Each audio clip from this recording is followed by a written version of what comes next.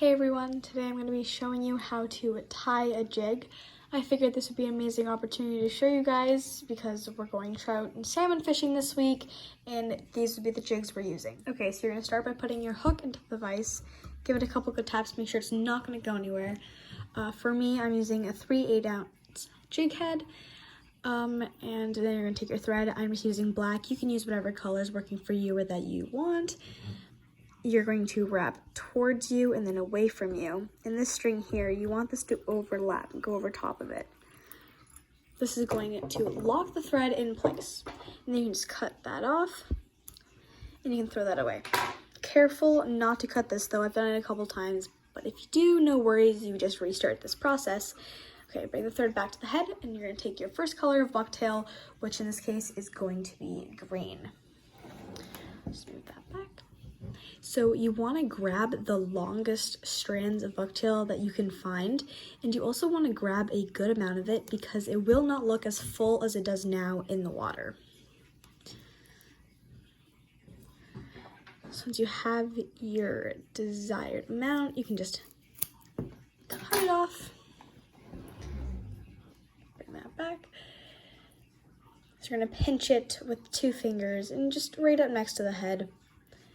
Just put it where you want it, and then you're gonna do 3 loose wraps,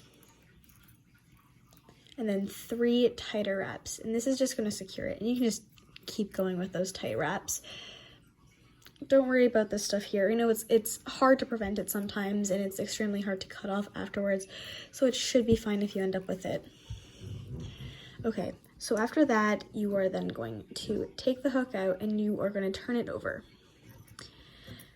Some vices turn, so if that's how you want to do it, that is fine. So next you're going to take your next color of bucktail. So for us, it's going to be white. Again, you want to grab the longest strands you can and a good amount of it.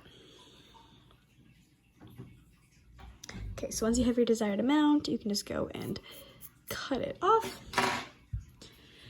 Again, you're going to take two fingers, you're just going to pinch it right where you want it, right up next to the head. 3 loose wraps.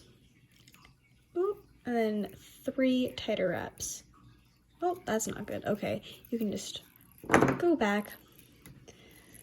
Okay. That happens sometimes, like no worries, it happens to the best of us. 3 wraps, 3 tighter wraps. There we go. That's better. And then you can just carry that out and create the body.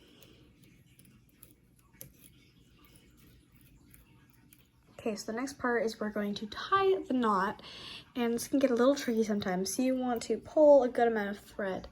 So you're going to, there's multiple different ways of tying a knot. This is just the way I prefer, because for some reason I was never able to figure out the other ways.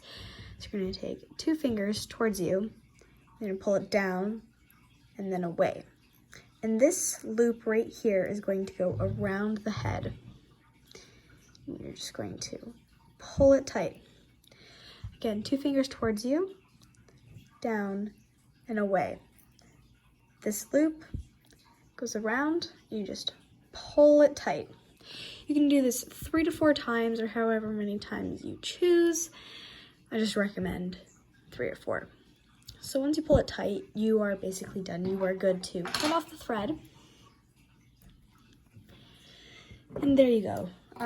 You might want to glue it, so I'm just using head cement, or you can also go to the dollar store and get clear nail polish. It works just the same. Mine's starting to go hard, so I'm gonna have to start using nail polish soon.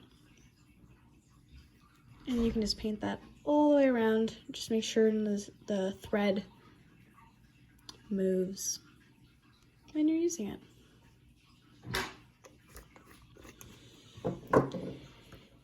And there you go. You can give it a couple pulls just to make sure you get any of those loose hairs out.